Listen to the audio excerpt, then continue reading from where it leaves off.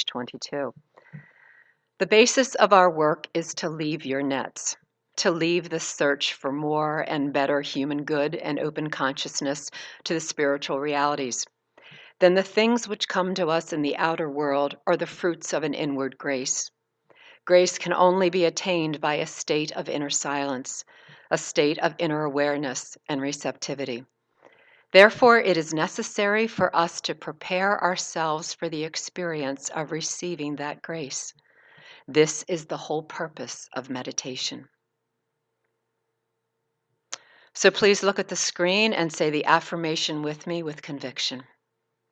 I now drop the idea of becoming someone and realize that I am already a masterpiece, made in the likeness and image of God.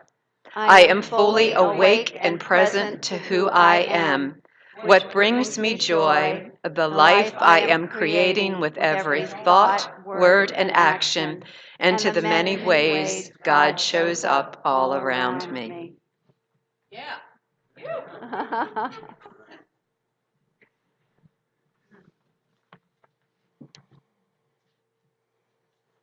So I'd like you to imagine for a moment that I hand you, in fact, let's close your eyes. And imagine for a moment that I hand you a beautiful invitation. And when you open it, you look inside, and engraved in gold it says, "You are cordially invited to let 2018 be the year that you awaken to the life of beauty and wonder that the universe intends for you." I'm going to read it again. You're cordially invited to let 2018 be the year that you awaken to the life of beauty and wonder that the universe intends for you. And so when you're ready, you can open your eyes. So what would 2018 be like for you if you were fully awake and present to who you are, to what life is? If you were fully awake and present to a deep understanding of spiritual law, if you were awake and present to what brings you joy and you acted upon it, if you were fully awake and present to all of the many wonders of life, and also fully awake and present to how your words, your thoughts, your feelings, your emotions, your feelings, and your actions create your reality. What if we were that awake in 2018, moment by moment by moment? So that is the invitation. That's the invitation. Anybody say yes to that invitation? All right.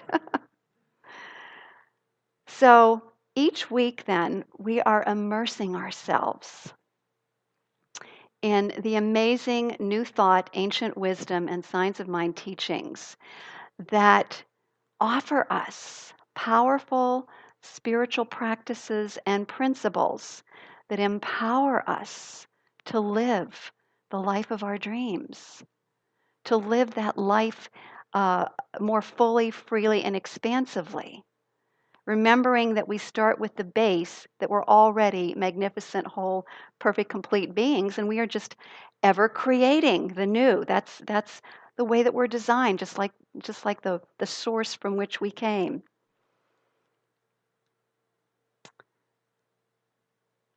So and also each week will be, I see this as a time to wake up from the trance of the conditioned mind. That conditioning that we've received by being a part of the culture that we live in. And realizing that conditioned mind is not something, we don't want to be in the trance of it and allowing it to run us, but we want to be awake enough to realize when thoughts go through our minds that we don't have to believe them. and that awareness alone is very powerful, because then we can choose another thought.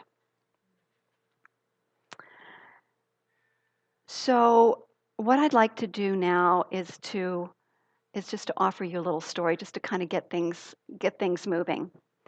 So one night at a family dinner, 5-year-old Timmy was given the opportunity to do grace for the first time.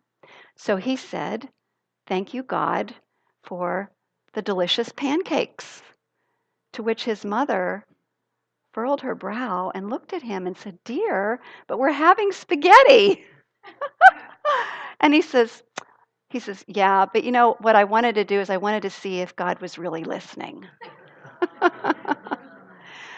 So, yes, this universal presence and power, in a sense, is always listening.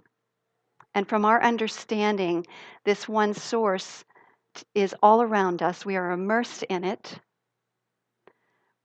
Some people call it source energy. Some people call it substance. Some of the early New Thought people called it divine substance. Some call it uh, creative medium or creative mind or universal intelligence that surrounds us, the unformed substance, whatever it might be.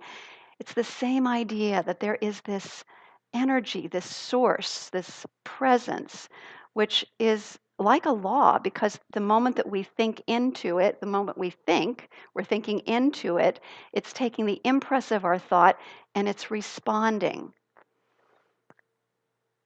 So, our idea then is that the universe or the law of the universe is automatically responding to, or corresponding is even a better word, to our thoughts, to our words, to our feelings.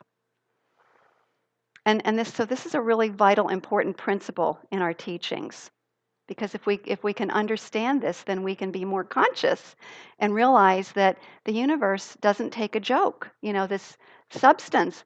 So we can joke about scarcity or lack or limitation, and it just takes it and goes, yes, yeah, and brings it into our reality. So as we become more conscious then and we choose our thoughts, I'm actually going to invite all of you in this next week to become more conscious of your thoughts and your words, specifically your words, as you speak to other people.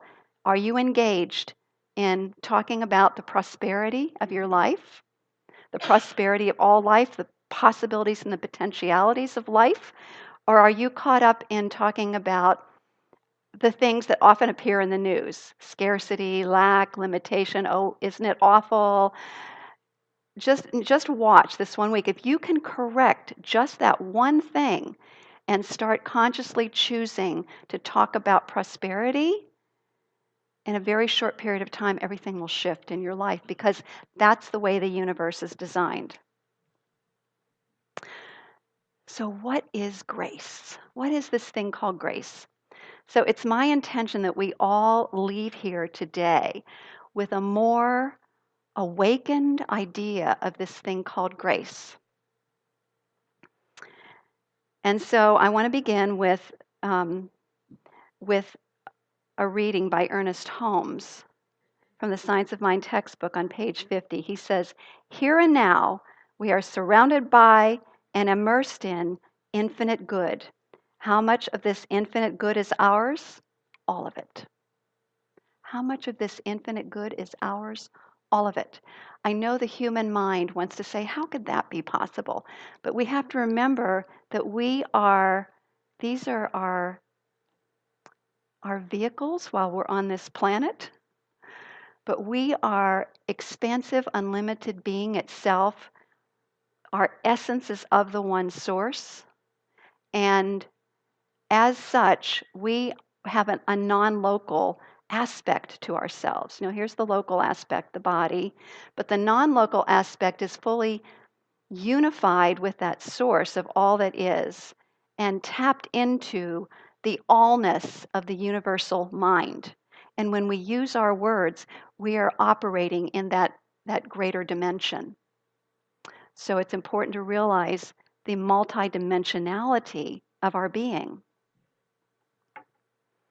So, is it beginning to become clearer now that when we're talking about being immersed in this universal creative substance or source, and this word called grace or even the word good, We're talking about the same thing. Anybody get that? It's all the same thing. Okay? The thing about grace that is so beautiful is that it reminds us of a certain quality of it that I want to get into in a few moments. But in the meantime, what I'd like everybody to do is let's turn this into an affirmation. Let's use the power of our words and repeat after me. I am surrounded by and immersed in infinite good, infinite grace. All of it is mine now. All of it is mine now. Okay, because grace is omnipresent and all of it is present everywhere. So that means that grace is an intrinsic aspect of who we are because we're not separate from the universe. It's an intrinsic part of our consciousness. It's an intrinsic part of every cell and molecule and atom in our being, as well as all around us. So many of us may come here with misconceptions about this thing called grace that are a part of our upbringing and culture. So let's take a look at that a little bit because a lot of it has to do with the idea of an external God, which many of us were. Anybody brought up with that idea that God is out there somewhere? Yeah. So this teaching is very different and it's really aligning with quantum physics, what they're finding at the quantum level of the oneness of all of life. And so it's going to be very different because the idea is that grace is at least when in the teaching that I was brought up with is that grace was something that I had that I had to get from God, and I had to jump through hoops to get there. I had to be really good and pray every day, and I had to do all these things in order to deserve it, in order to receive it. That kind of a sense of struggle and strife, which is what that does, it instills the not good enough, I don't deserve, and all the struggle and strife. Those ideas are the ideas that have got to go in order for us to really access this ever-present grace of spirit, this beautiful substance of divine, the divine that's all around us. So the new understanding then is divine grace or good. This universal substance is freely given. It does not have to be deserved or earned. It is not something that you have to work for to get. And here are some beautiful excerpts from contemporary mystics and from mystics in the past. So listen to these. So Ernest Holmes, in his book called The Philosophy of Ernest Holmes, wrote, "Grace is the givingness of life, given automatically." And the Science of Mind textbook says, "Grace is the givingness of the spirit to its creation." Abraham Hicks, "You live, whether you know it or not, as full recipients of a hurricane of grace that is flowing toward you at all times in answer to all that you have been asking for." I love that, a hurricane of grace. Does that kind of get you excited? It's got me excited. Okay, Psalms 45:2. Now listen with your new awareness of grace, okay, when I read this. "Grace is poured upon your lips. Therefore, God has blessed you forever." What does that say? That has like a new meaning all of a sudden, doesn't it? From when I read it years ago. Poured upon your lips. The words are grace itself, right? Okay, Apostle Paul wrote, "By grace you have been saved through faith." So that's the acceptance, the allowing that we talk about often, the receptivity to it. "And this is not our own doing, it is a gift of God, not because of any works." It's right there. It's not because we have to work really hard at it to get it. So then let's take a look at a new definition of grace that I propose. And you again, you use your own guidance to see how this fits for you. Divine love, grace is divine love freely given to all. Grace is infinite good, freely given to all. Grace is all possibility, freely given to all. And you could keep adding and adding and adding on to that. Life itself, freely given to all. So grace then is working through us and for us constantly. It's not something that we have to cultivate or earn. It simply is. And so I have another reading that I think is just from Ernest Holmes. God loves all alike and causes the rain to fall and the sun to shine upon all alike. In arms which are all inclusive, divine love encompasses everything. Another beautiful definition of grace. So, really, love and grace can also be used interchangeably as this ever givingness of the Spirit, as this divine substance that's ever freely available us to mold with our thoughts. And so then the question comes then, okay, so if grace is freely given, then how come I am not totally experiencing grace? Anybody been thinking of that? By any chance out there? And so I think Ramakrishna, the Indian mystic and yogi, put it so beautifully and poetically. Listen to this. The winds of grace are blowing all the time. All we have to do is raise our sails.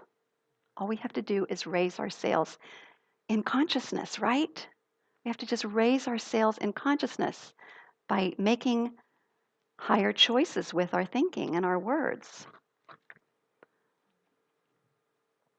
And Joel Goldsmith, again, that beautiful reading that Nancy just did, I'm going to paraphrase it and just remind us again how we get in tune with this thing called grace.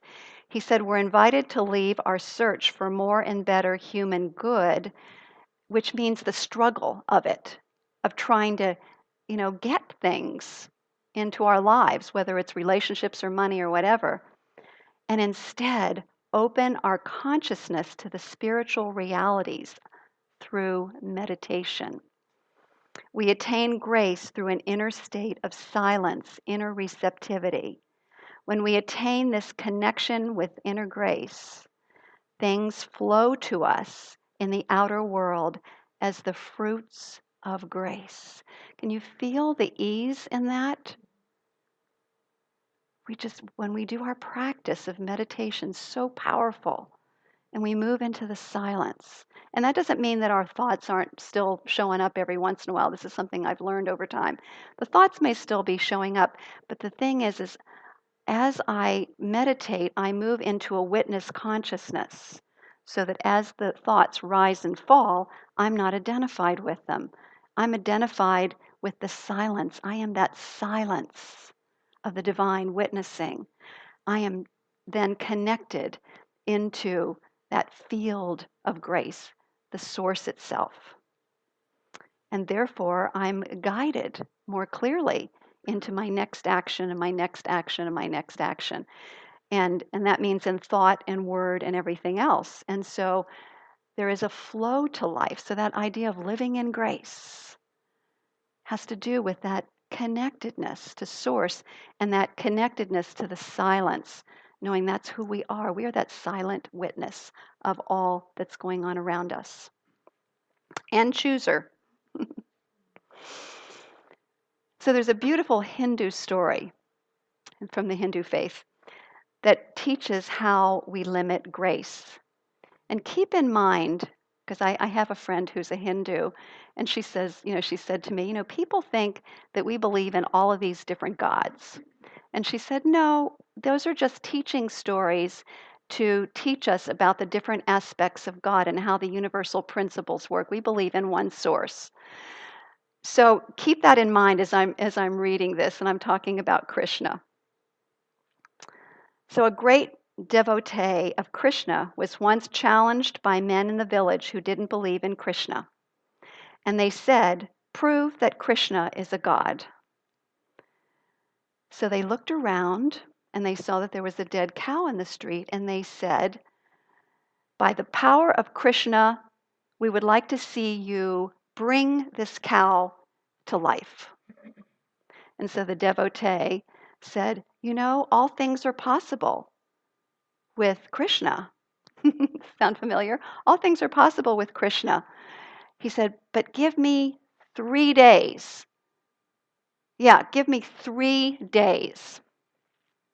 So he prayed. He went into his abode and he prayed. Day one, prayed all day and all night.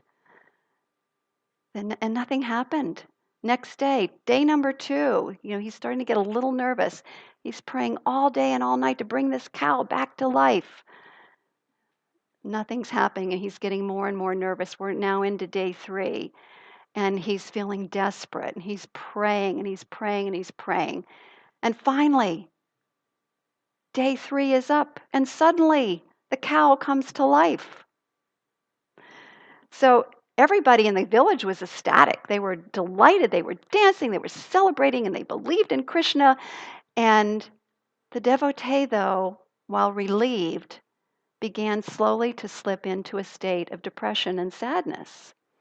And so suddenly one day, Krishna appeared to him and said, "Why all the sadness?" And to which he replied, "Lord, why did you make me work so hard and get so desperate when you could have brought the cow back to life immediately?" And smiling, Krishna said, "It is you that gave me 3 days." What's the principle that's being taught here? See, that's what we want to look at. Yeah, what we believe. And he spoke the word to the villagers, right? He said, "Give me 3 days. Give me 3 days." Now, there's a subtle way that we do this. When we pray, and we use affirmative prayer here, when we don't see it as and feel it as ours right here and right now, because all creation happens in the here and now. When in our mind, we are thinking, "Oh, that might be something in the future," then what we're doing is we're setting ourselves up for it not happening in the here and now. So it's very subtle, but it's something we want to be aware of when we're envisioning our life the way we'd like it to be. And in this teaching, we actually use a process called visioning, where we open ourselves and we allow grace to flow through us and come up with the new visions. That way we can think beyond maybe what we've experienced thus far. So this principle of here and now is so important when we speak our word. When we talk about, "Oh, this is happening for me here and now." Sometimes when we do affirmations, there's a tendency to think, "But I'm lying because that's not really in my life right now." The thing is we need to remember who we are. We are creative spiritual beings, and we have the power of declaration, of decree, the power of our word, and we declare it as happening in the here and now as part of exercising our divine authority. So it's not lying, it's creation. It's the process of creation, and it's about getting the feeling of it already being here and now. So it's lining up our words and our feelings, and actually the truth is it's the lining up of our conscious and subconscious mind into agreement. And let me share with you a little bit about the subconscious mind that's important to know. The subconscious mind, which is the same thing as the creative medium, it's our place in the creative medium or the universal substance. The subconscious mind is a servant, and it just simply responds to what you put in it. But it also contains all of our memories, and it contains our belief structure, and it tends to resist change.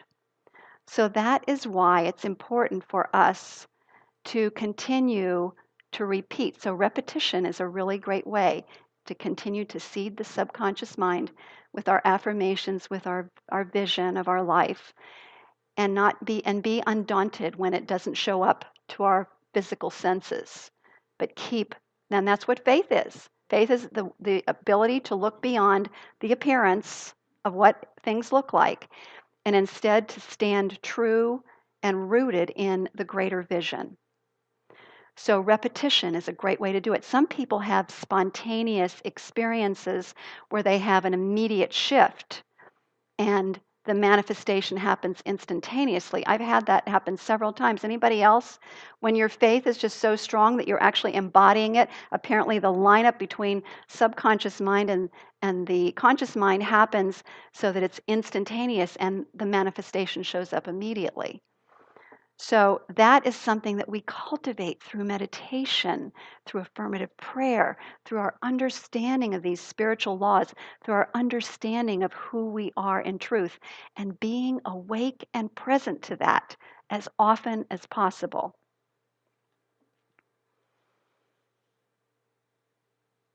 So I'd like to conclude then with this beautiful reading that's from The Art of Meditation by Joel Goldsmith. He said, there is an area of consciousness revealed in meditation through which we are instantly one with God and through which we find all forms of good instantly available. This area of consciousness has been described as the sea of spirit, the universal or divine soul, the Father within. In achieving conscious contact with this sea of spirit or the Father within, we find divine love pouring itself into expression so that we no longer live by personal effort alone. We live by grace. Rather than seeking our good from persons and things, we tap this universal soul and become beholders of its activity, which is what I was talking about before. We tap into it and become beholders of its activity. We are the silence itself, witnessing.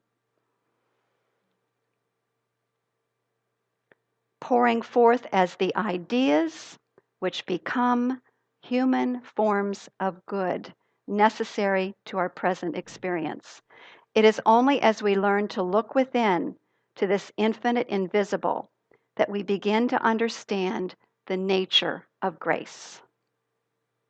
And so let's turn within for just a moment. If you would, please close your eyes and let's invite a few moments of connecting with this grace, with the source of all that is, this ever givingness of the Spirit that just seeks to be expressed more freely, fully, and expansively as us, through us, and as us.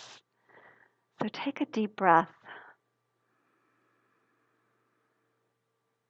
and just drop down into your hearts. I'm inviting you just to drop into your heart. And if you would like, you can put your hand on your heart or just touch a finger to your heart. And as we do that, I invite each one of us to just notice your feet. We're going to bring ourselves into the present moment just by noticing our bodies.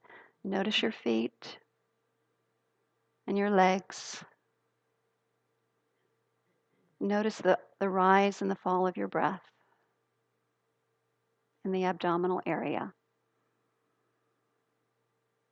Don't try to change it, just notice it. Notice the upper torso and the arms.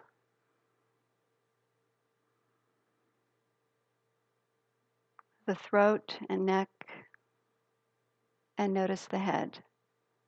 And I'm just saying notice, notice. And then I invite you to just drop into that space of the witness, witnessing the body, witnessing the thoughts as they come and go, without believing them, just noticing them. And let's take a few moments, just a few moments, 2 minutes in the silence as the witness.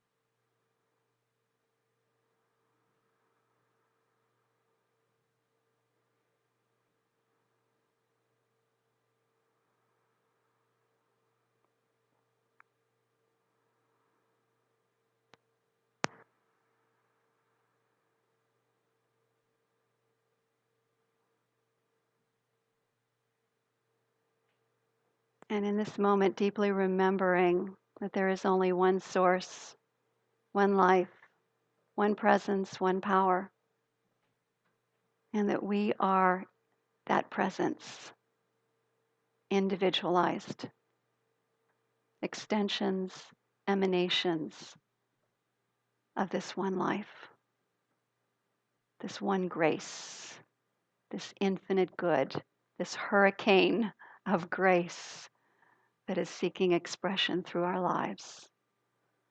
And so our receptivity to that grace is strengthened just by this witness consciousness. And I'm so grateful as each and every being here today is blessed by this freely given grace of the Most High, blessed with new ideas, blessed with opportunities, blessed with solutions, blessed with synchronicities of every kind, blessed with all of the good that each desires. And so it is that I invite us all to give thanks. Give thanks for this understanding, this awareness, this consciousness of grace, and all of the manifestations that automatically are birthed from this state. And now I release this word to the perfect action of the creative medium that surrounds all of us, knowing that it is done. And so I invite us to affirm that it is done by saying, yes, and so it is. Thank you.